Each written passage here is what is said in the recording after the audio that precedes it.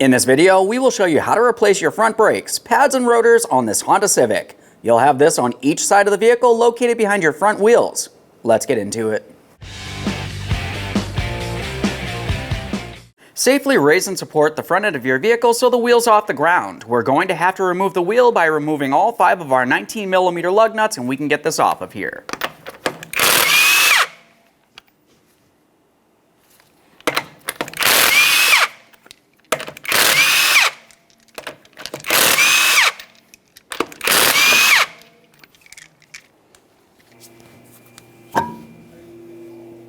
Now that we remove the wheel, we have a clear view of our front brakes. We're going to have to push back our caliper piston. That's going to be located right in this area here. To be able to push this back easiest, if you have a small pry bar, just make your way directly inside this port right along there. We're going to press up against the caliper deep inside this area. We're also pressing against the brake rotor, and we're going to start pulling the caliper out and away.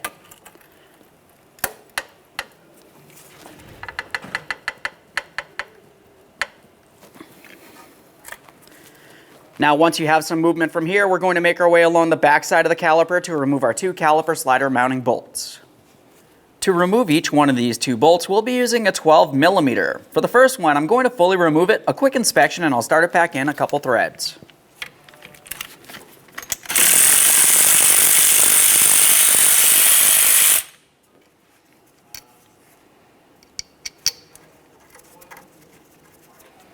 Let's get this next one.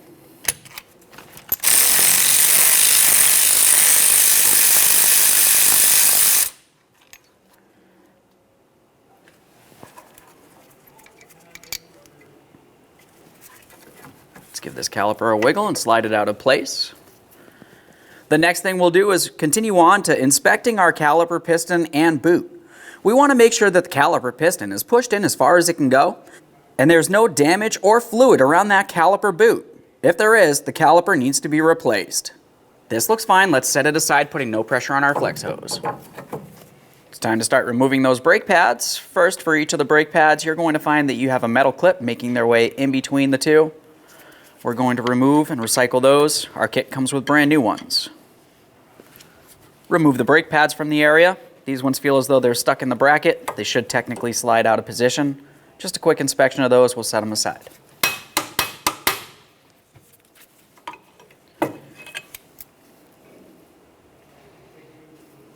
It's time to remove the caliper bracket. The caliper bracket is held in place with 2 17mm headed mounting bolts. Just as before, we're going to fully remove the first one, a quick inspection, and start it back in a couple threads. Continue on to fully removing the second.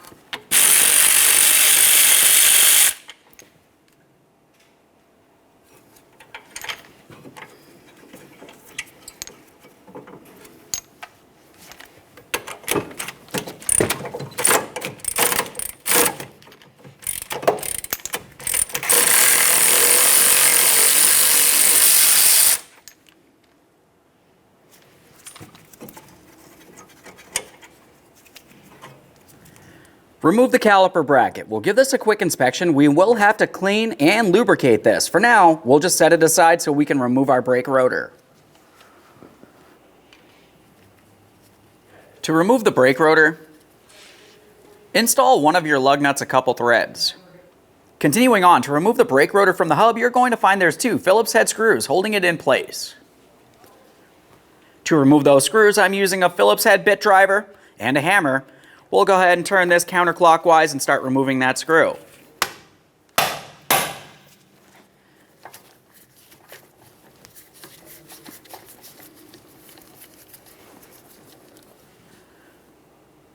A quick inspection of these screws, we will be reusing them. That looks good. Let's get the next one off of there.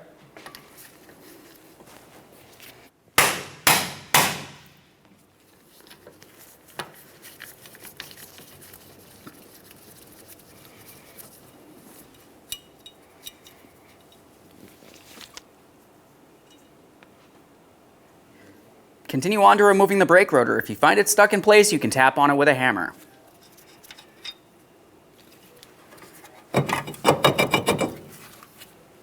There it is, friend. Prior to installation of any brand new parts, let's make sure we clean up the mounting surface on our wheel bearing hub. Just going to use a wire brush for this. You can also use some sandpaper or even a sanding disc if necessary.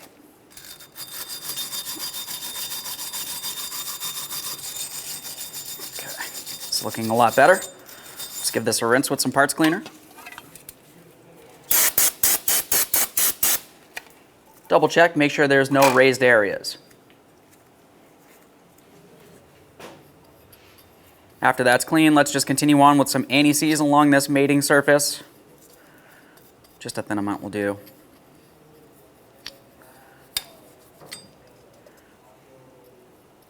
I like to apply a little extra anti-seize inside of each one of those 2 ports where the mounting screws will go.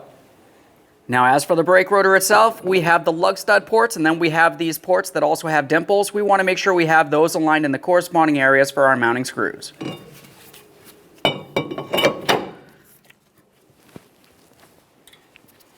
Starting each one of the mounting screws by hand, we'll snug them up.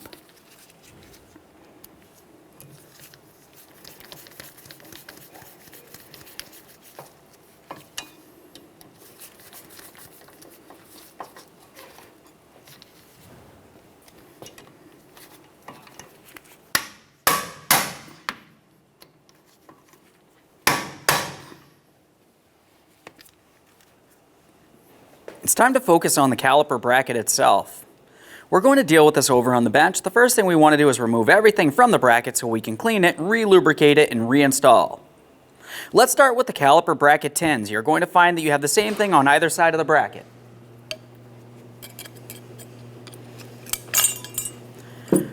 Just go ahead and pry that out of place. You can use pretty much anything as a prying device.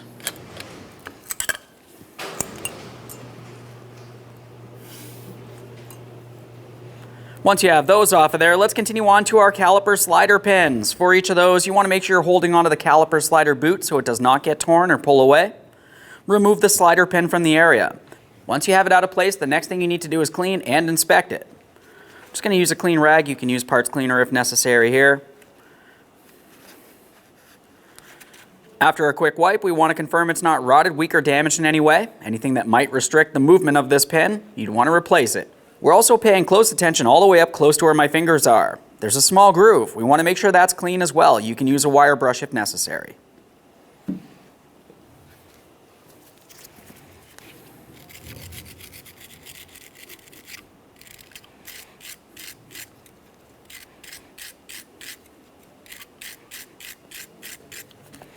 Just double check all the way around. You want to make sure that you have a good seal here on that boot. That one looks fine. Let's get the other one out of place.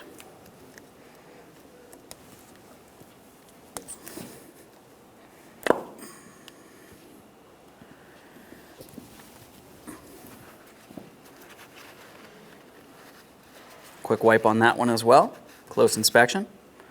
Now what you're going to find is you have one caliper slider pin on either side of the bracket that will have a rubber grommet at the end. That's a vibration dampener. We want to make sure that's still in good usable condition, not swollen or damaged in any way. This looks fine. We'll just make sure we clean up that groove where the boot sits as well. Wire brush.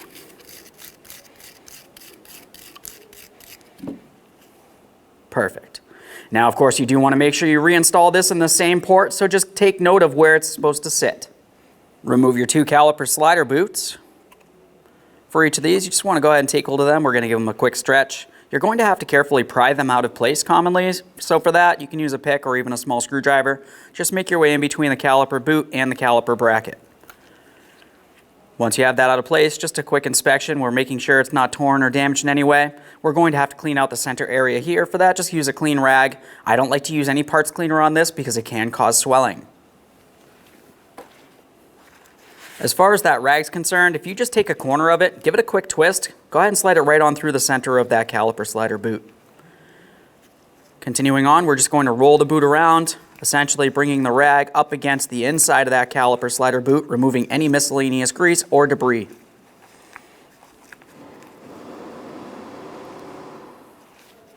One more inspection of that caliper slider boot real quick. This one looks good. We'll set it aside. Continue on to the next one with the same process.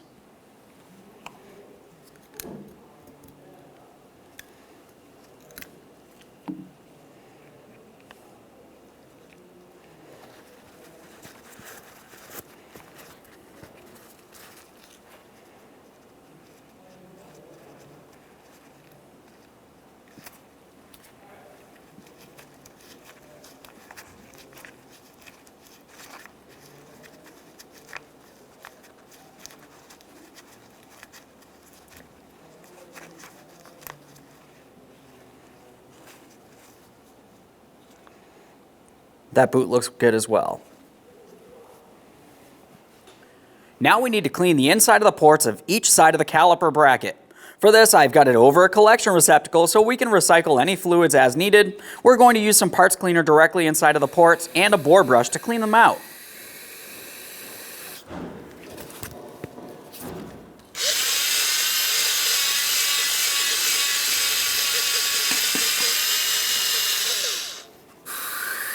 Just a quick rinse there. A close inspection inside the port, confirming there's no debris or damage. Repeat the process for the next port.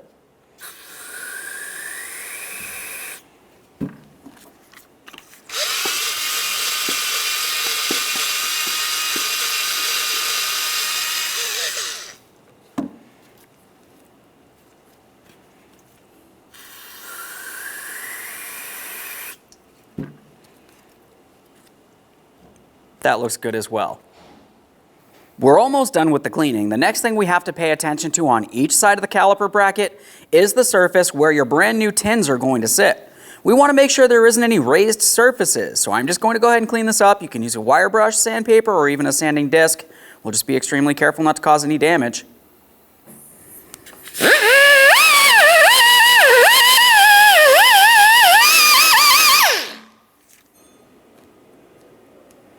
This side looks good. We'll just repeat the process on the other side.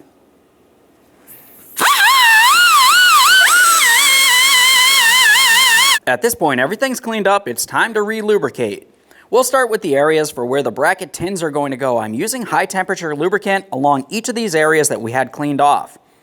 Adding lubricant here helps with vibration dampening and also keeps moisture from the area so you don't get rust buildup. After you match up your tins and you find the one that corresponds with what you're working with, we just want to go ahead and apply that onto the bracket. Let's get this in place. I want to press it on there as far as possible. Double check to make sure it's secured. Repeat the process on the other side of the caliper bracket.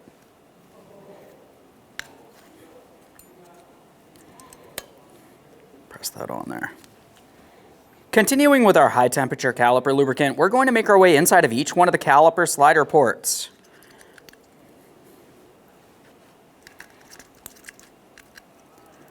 We'll make sure we get some lubricant all the way up at the very outer edge here. That's where the boot is going to sit. We want to make sure that we keep the moisture out from that area. Once you have it lubricated, continue on with your caliper slider boot. We want to make sure we have the proper side sliding into the caliper bracket. Just go ahead and work it right in there. After you have it installed, just give it a quick wiggle, confirming it's secured.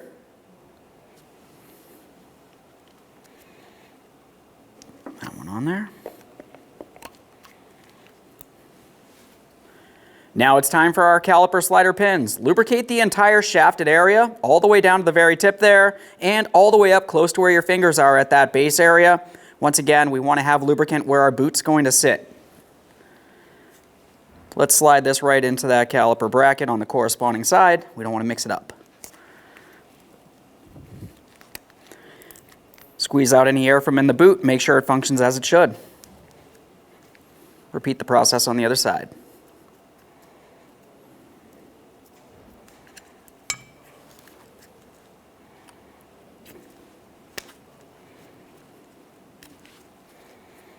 Okay, this is looking good. Let's get it on the vehicle. Let's get the bracket in place. For each one of the two caliper bracket mounting bolts, we're going to start them in, snug them up. The torque for these is 80 foot-pounds. I like to use blue thread locker on my bolts.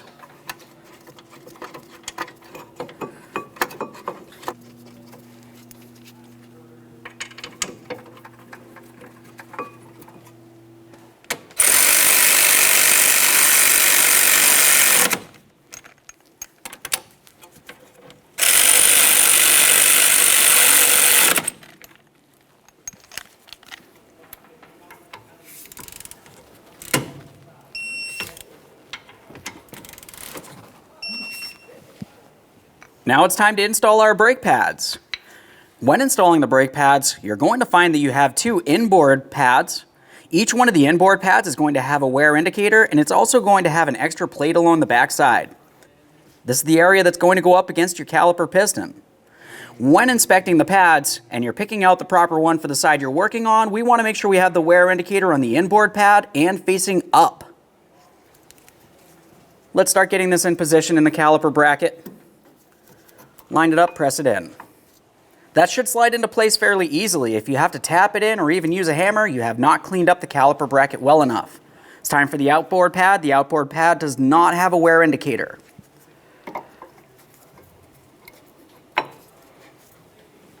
Now let's pay attention to our caliper itself. We have to add some high temperature lubricant. Adding lubricant is only going along the caliper piston here and along the back side of each of these two ears along where the brake pads are going to sit. Just a thin amount along each of these areas will do.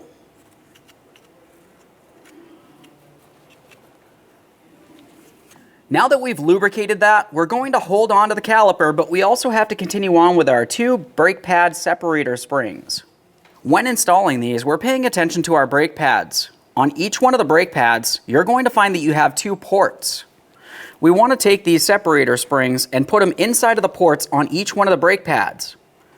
Now you have to hold on to the brake pads as you continue on because these springs should be forcing the brake pads out and away from the brake rotor. So I'm just squeezing them together lightly here. We'll get both of these springs on and we can get the caliper in place. Let's take that caliper and we'll slide it into place. We're bringing it over the brake pads and over the caliper sliders. It's time for our two caliper slider mounting bolts. For each of these, start them in, snug them up. The torque for these is 25 foot-pounds.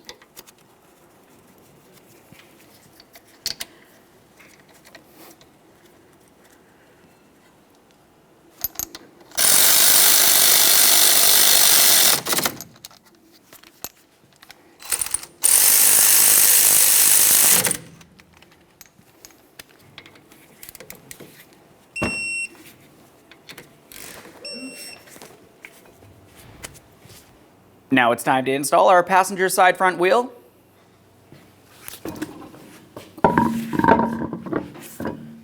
We'll get the wheel in place. Start on all 5 of our 19mm lug nuts. We'll bottom them out.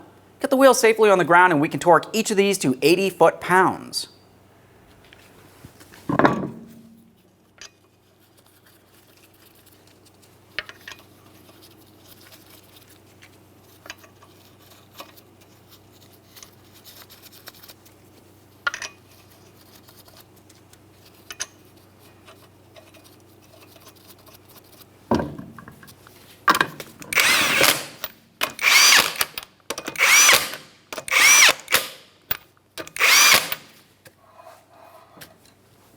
We've got the wheel back on the ground. Let's torque these in a crisscross manner to that 80 foot-pounds.